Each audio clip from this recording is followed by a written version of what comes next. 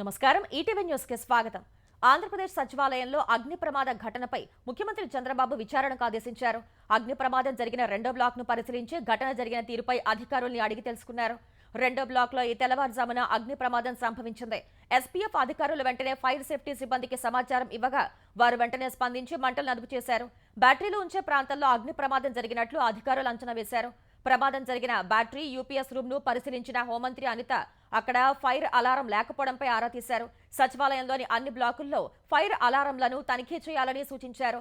అగ్ని ప్రమాదం జరిగిన నేపథ్యంలో ఫైర్ ఆడిట్ చేయించాలని నిర్ణయించినట్లు హోంమంత్రి తెలిపారు.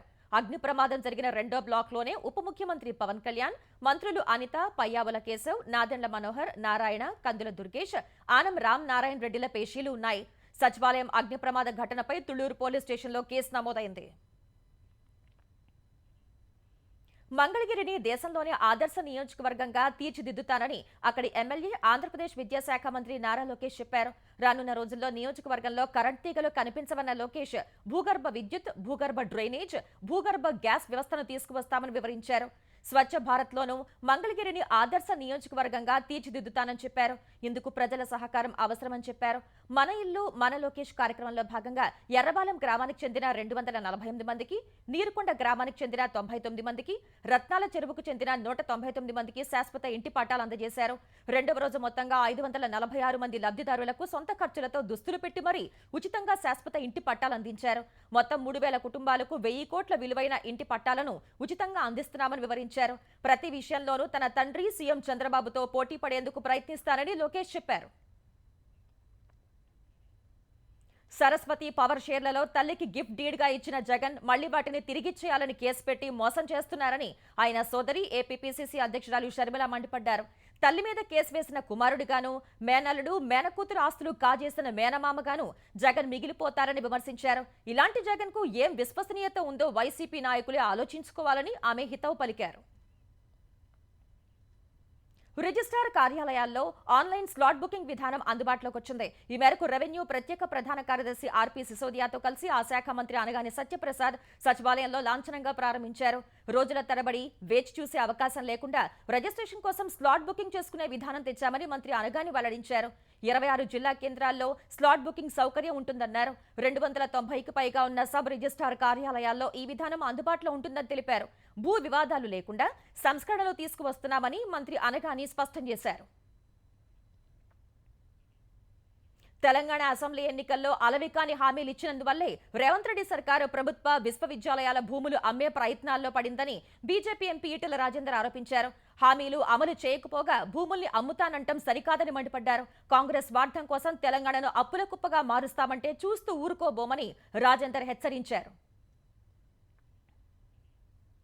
కంచ గచ్చిబౌలి భూముల వ్యవహారంపై బీజేపీ, బీఆర్ఎస్ పార్టీలు తప్పుడు ప్రచారం చేస్తున్నాయని కాంగ్రెస్ ఎంపీలు ఆరోపించారు. సామాజిక మాధ్యమాల్లో బీఆర్ఎస్ పెయిడ్ ఆర్టిస్టులు, బీజేపీ పాలిత రాష్ట్రాల నుంచి కొందరు మార్పుడు ఫోటోలు పెట్టి పర్యావరణవేత్తల్ని సైతం తప్పుదారి పట్టిస్తున్నారని చెప్పారు. 400 ఎకరాల భూమిని కాపాడేందుకు ప్రభుత్వం కట్టుబడి ఉందని ఢిల్లీలో కాంగ్రెస్ ఎంపీలు స్పష్టం చేశారు. హెచ్సీయూ విద్యార్థుల్ని బీజేపీ రెచ్చగొడుతోందని భువనగిరి ఎంపీ చామల కిరణ్ కుమార్ రెడ్డి మండిపడ్డారు. ప్రభుత్వం మీద బురద చల్లే ప్రయత్నంలో భాగంగానే కేంద్ర మంత్రి కిషన్ రెడ్డి సైతం గ్రాఫిక్స్ ఫోటోలను సామాజిక మాధ్యమాల్లో పోస్ట్ చేశారని అన్నారు. హైదరాబాద్ సెంట్రల్ యూనివర్సిటీ క్యాంపస్ లో విషాదకర ఘటన చోటు చేసుకుంది.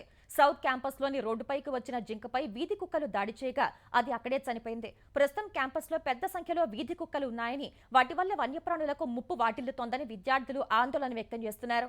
హైదరాబాద్ సెంట్రల్ యూనివర్సిటీ క్యాంపస్ లో దాదాపు 400 ఎకరాల విస్తీర్ణంలో చెట్లను తొలగించడం వల్ల వన్యప్రాణులు నీడలేక ఇబ్బందులు పడుతున్నాయని విద్యార్థులు ఆరోపించారు. వక్ఫ్ సవరణ బిల్లు పార్లమెంట్ ఆమోదం పొందడం చరిత్రాత్మక మలుపుగా ప్రధాని నరేంద్ర మోదీ అభివర్ణించారు. కొన్ని దశాబ్దాలుగా వక్ఫ్ వ్యవస్థలో లోపించిన పారదర్శకత, జవాబుదారీతనం ఈ బిల్లుతో సాధ్యమవుతుందని వివరించారు. ఇన్నాళ్లు అట్టడుగున ఉండిపోయిన వర్గాలకు మేలు చేకూరుతుందని సామాజిక మాధ్యమం ఎక్స్లో పోస్ట్ చేశారు. ముఖ్యంగా ముస్లిం మహిళలు, పేద ముస్లింల ప్రయోజనాలను పాత వ్యవస్థ దెబ్బతీసిందన్న మోదీ ఈ సవరణలతో ఇప్పుడు వారి హక్కులకు భద్రత లభిస్తుందని చెప్పారు. ప్రతి పౌరుడి గౌరవానికి కేంద్రం ప్రాధాన్యం ఇస్తుందన్న మోదీ ఇదే మార్గంలో బలమైన సమ్మిళిత భారత్ను నిర్మిద్దామని పిలుపునిచ్చారు. బిమ్స్టెక్ సభ్య దేశాల మధ్య చెల్లింపు వ్యవస్థలతో యూపీఐ అనుసంధానం కోసం ప్రధాని నరేంద్ర మోదీ పిలుపునిచ్చారు. ఇది జరిగితే సభ్య దేశాల మధ్య వాణిజ్యం, పర్యాటకం వృద్ధి చెందుతాయని చెప్పారు. బిమ్స్టెక్ ఛాంబర్ ఆఫ్ కామర్స్ ఏర్పాటు ఆవశ్యకతను ప్రధాని గుర్తు చేశారు. బిమ్స్టెక్ 6వ సదస్సులో ప్రసంగించిన మోదీ ఈ ప్రాంతంలో స్థానిక కరెన్సీ ద్వారా వాణిజ్యాన్ని ప్రోత్సహించే మార్గాలను అన్వేషించాలన్నారు. విపత్తు సంసిద్ధత, పునరావాసంపై పరస్పరం సహకరించుకునేందుకు భారత్లో BIMSTEC centre of excellence for disaster management ఏర్పాటు అంశాన్ని ప్రస్తావించారు. మయన్మార్, థాయిలాండ్లో భూకంపం సంభవించిన వేళ ప్రధాని ఈ ప్రతిపాదన చేశారు. అనంతరం బ్యాంకాక్ విజన్ 2030కి ఈ సదస్సు ఆమోదం తెలిపింది. మద్యం కుంభకోణంలో ముందస్తు బెయిల్ ఇచ్చేందుకు హైకోర్టు నిరాకరించడంతో వైసీపీ ఎంపీ మిథున్ రెడ్డి సుప్రీంకోర్టును ఆశ్రయించారు. ఈ మేరకు మద్యం కుంభకోణం కేసులో ముందస్తు బెయిల్ కోసం సుప్రీంకోర్టులో పిటిషన్ దాఖలు చేశారు. హైకోర్టు తీర్పును సవాల్ చేస్తూ మిథున్ రెడ్డి ఈ పిటిషన్ వేశారు. వైసీపీ నేత కసిరెడ్డి రాజశేఖర్ రెడ్డికి హైకోర్టులో ఎదురు దెబ్బ తగిలింది. మద్యం కుంభకోణం కేసులో సాక్షిగా విచారణకు రావాలని సిఐడి ఇచ్చిన నోటీసును రద్దు చేయాలని కసిరెడ్డి రాజశేఖర్ రెడ్డి వేసిన పిటిషన్ను కోర్టు తిరస్కరించింది. ఈ విషయంలో జోక్యం చేసుకోవడానికి న్యాయస్థానం నిరాకరించింది. కసిరెడ్డి రాజశేఖర్ రెడ్డి వేసిన పిటిషన్పై ఇవాళ కోర్టు పరిశీలించింది. ఈ పరిశీలనలో సిఐడి ఇచ్చిన నోటీసుకు చట్టబద్ధత ఉందని కోర్టు స్పష్టం చేసింది. ఇదే సమయంలో పిటిషనర్ను విచారించాలనుకుంటే మరోసారి నోటీసులు ఇవ్వాలని, హాజరయ్యేందుకు సహేతుకమైన సమయం ఇవ్వాలని సిఐడికి హైకోర్టు సూచించింది. వైసీపీ ప్రభుత్వ హయాంలో మద్యం విక్రయాలు, కంపెనీలకు ఆర్డర్ కేటాయింపుల్లో అవకతవకలు జరిగాయనే ఆరోపణలపై విచారణ జరుపుతున్న సిట్ ఇందుకు సంబంధించి కసిరెడ్డి రాజశేఖర్ రెడ్డిని సాక్షిగా విచారణకు పిలిచింది.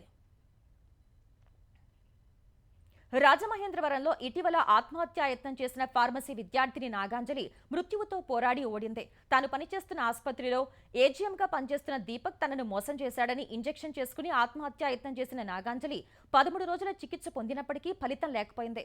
నాగాంజలి సూసైడ్ నోట్లోని అంశాల మేరకు దీపక్ను అరెస్ట్ చేసిన పోలీసులు ఇప్పటికే రిమాండ్కు తరలించారు. అటు ఫార్మసీ విద్యార్థిని నాగాంజలి ఆత్మహత్య దురదృష్టకరమని ఉప ముఖ్యమంత్రి పవన్ కళ్యాణ్ ఆవేదన వ్యక్తం చేశారు. ఫార్మసీ విద్యార్థిని కుటుంబానికి ప్రభుత్వం అండగా ఉంటుందన్న ఆయన ఆత్మహత్య కారకుడిపై చట్ట ప్రకారం చర్యలుంటాయని స్పష్టం చేశారు. విద్యార్థినులు, యువతుల రక్షణకు ప్రభుత్వం చర్యలు తీసుకుంటోందని పేర్కొన్నారు. అటు నాగాంజలి మృతి అత్యంత బాధాకరమని హోంమంత్రి అనిత చెప్పారు. నాగాంజలి కుటుంబానికి న్యాయం చేస్తామన్న ఆమె నిష్పక్షపాతంగా కేసు విచారణ జరుగుతుందని తెలిపారు. కడప జిల్లా బద్వేల్లోని ఓ ప్రైవేట్ పాఠశాలలో విద్యార్థినులతో అసభ్యంగా ప్రవర్తించిన టీచర్కు తల్లిదండ్రులు దేహశుద్ధి చేశారు. గోపవరం మండలం బ్రాహ్మణపల్లికి చెందిన పెంచలయ్య ప్రైవేట్ స్కూల్లో టీచర్గా పనిచేస్తున్నాడు. రోజు స్కూల్కు వచ్చే విద్యార్థినుల పట్ల అసభ్యంగా ప్రవర్తిస్తున్నాడు. ఓ విద్యార్థిని తల్లిదండ్రులకు చెప్పడంతో పెంచలయ్య కీచక పర్వం బయటకొచ్చింది. వెంటనే పాఠశాలకు వెళ్లిన స్థానికులు యాజమాన్యాన్ని నిలదీశారు. తర్వాత పెంచలయ్యకు దేహశుద్ధి చేసి పోలీసులకు అప్పచెప్పారు.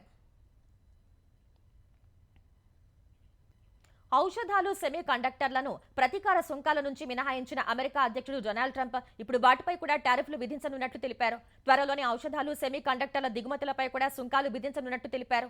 గతంలో ఎన్నడూ చూడని విధంగా ఔషధ రంగంపై సుంకాలుంటాయని ట్రంప్ చెప్పారు. ప్రస్తుతం వాటిపై సమీక్ష జరుగుతుందన్నారు. భారత్ నుంచి దాదాపు $9 బిలియన్ విలువైన ఔషధాలు అమెరికాకు ఎగుమతి చేస్తున్నారు.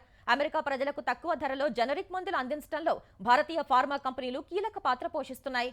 ఇప్పుడు ఔషధ రంగంపై ప్రతీకార సుంకాలు విధిస్తే అక్కడి ప్రజలపై అదనపు భారం పడుతుంది అనే అభిప్రాయాలు వ్యక్తమవుతున్నాయి. ట్రంప్ హెచ్చరికల కారణంగా ఫార్మా కంపెనీల షేర్లు భారీగా నష్టపోయాయి. మరోవైపు అమెరికాకు భారత్ నుంచి జరిగే ఎగుమతులపై విధించిన సుంకాలు 26% అని, 27% కాదని వైట్ హౌస్ స్పష్టం చేసింది. ఈ టారిఫ్లు ఈ నెల 9 నుంచి అమల్లోకి వస్తాయని తెలిపింది. అమెరికా పౌరసత్వం కావాలని కోరుకునే సంపన్నులకు ఇటీవల గోల్డ్ కార్డ్ ప్రకటించిన ఆ దేశ అధ్యక్షుడు డొనాల్డ్ ట్రంప్ ఆ కార్డ్ ఫస్ట్ లుక్ విడుదల చేశారు. ఎయిర్ ఫోర్స్ 1లో విలేకరులతో మాట్లాడిన ట్రంప్ తన చిత్రంతోనే గోల్డ్ కార్డును $50 లక్షల ఎవరైనా సొంతం చేసుకోవచ్చని తెలిపారు. భారత కరెన్సీలో 43.5 కోట్ల రూపాయలు వెచ్చించి ఈ కార్డు పొందే అవకాశం కల్పించారు. ఈ కార్డు కొనుగోలు చేసిన వారికి నేరుగా అమెరికా పౌరసత్వాన్ని ఇస్తారు. మొదట తానే కార్డును కొనుగోలు చేసినట్లు ప్రకటించిన ట్రంప్ ఈ కార్డును ప్రపంచవ్యాప్తంగా సంపన్నులకు ఆకర్షించేందుకే ప్రవేశపెట్టినట్లు తెలిపారు. వారు అమెరికాకు వచ్చి భారీగా ఖర్చు పెడితే స్థానికంగా ఉద్యోగాలు లభిస్తాయన్నారు. అటు గోల్డ్ కార్డుకు గిరాకీ బాగానే ఉందని ఒకరోజే 1000 కార్డులను విక్రయించినట్లు అమెరికా వాణిజ్య శాఖ మంత్రి హోవర్డ్ లుట్నిక్ తెలిపారు. ఈ కార్డుల విక్రయంతో $5 బిలియన్ సేకరించినట్లు వివరించారు. ప్రపంచవ్యాప్తంగా 3.7 కోట్ల మందికి ఈ కార్డు కొనే సామర్థ్యం ఉందని చెప్పారు. బాలీవుడ్ దిగ్గజ నటుడు, దర్శకుడు మనోజ్ కుమార్ ఇక లేరు. కొంతకాలం నుంచి వృద్ధాప్య సమస్యలతో బాధపడుతున్న 87 ఏళ్ల మనోజ్ కుమార్ ముంబై కోకిలాబెన్ ధీరుభాయ్ అంబానీ ఆసుపత్రిలో చికిత్స పొందుతూ తుదిశ్వాస విడిచారు. 1937 జూలై 24న ప్రస్తుతం పాకిస్తాన్లో ఉన్న అబోటాబాద్లో జన్మించిన మనోజ్ కుమార్ అసలు పేరు హరికృష్ణ గోస్వామి. 1957లో ఫ్యాషన్ చిత్రంతో సినీ రంగప్రవేశం చేసిన మనోజ్ కుమార్ ఎక్కువగా దేశభక్తి చిత్రాలు తెరకెక్కించారు. షహీద్, ఉపకార్, పురబ్ ఔర్ పశ్చిమ్, క్రాంతి వంటి దేశభక్తి చిత్రాల్లో నటిస్తూ దర్శకత్వం వహించారు. 4 దశాబ్దాలకు పైనే సినీ పరిశ్రమకు సేవలందించిన ఆయన గీత రచయిత, ఎడిటర్, నిర్మాతగా పనిచేశారు. ఆయన చేసిన సేవలను గుర్తించి కేంద్రం 1992లో పద్మశ్రీ పురస్కారం అందజేసింది. 2015లో దాదాసాహెబ్ ఫాల్కే అవార్డు ప్రదానం చేసింది. జాతీయ చలనచిత్ర అవార్డు సహా 7 ఫిల్మ్ఫేర్ అవార్డులు అందుకున్న మనోజ్ కుమార్ మృతిపై రాష్ట్రపతి ద్రౌపది ముర్ము, ప్రధాని నరేంద్ర మోదీ, సినీ, రాజకీయ ప్రముఖులు సంతాపం ప్రకటించారు.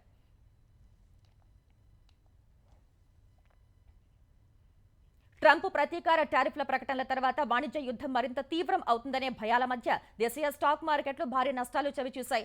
గత సెషన్లో 322 పాయింట్లు తగ్గిన సెన్సెక్స్ ఇవాళ అంతర్జాతీయ మార్కెట్ల నుంచి ప్రతికూల సంకేతాలు సహా విపరీతమైన అమ్మకాల ఒత్తిడితో మరో 931 పాయింట్లు పతనమైంది.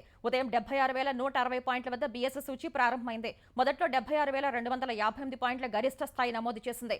అనంతరం స్టీల్, ఫార్మా సహా రిలయన్స్ ఇండస్ట్రీస్ వంటి దిగ్గజ సంస్థల్లో తీవ్రమైన అమ్మకాల ఒత్తిడి పెరగడం సహా ఒక దశలో 76,000 బెంచ్ మార్క్ దిగువకు పడిపోయింది. ఈ క్రమంలో 75,240 పాయింట్ల కనిష్ట స్థాయికి చేరింది. చివరకు 75,365 పాయింట్ల వద్ద స్థిరపడింది. జాతీయ స్టాక్ ఎక్స్చేంజ్ సూచీ నిఫ్టీ 346 పాయింట్లు తగ్గడం సహా 23,000 బెంచ్ మార్క్ దిగువకు పడిపోయింది. చివరకు 22,904 పాయింట్ల వద్ద ముగిసింది.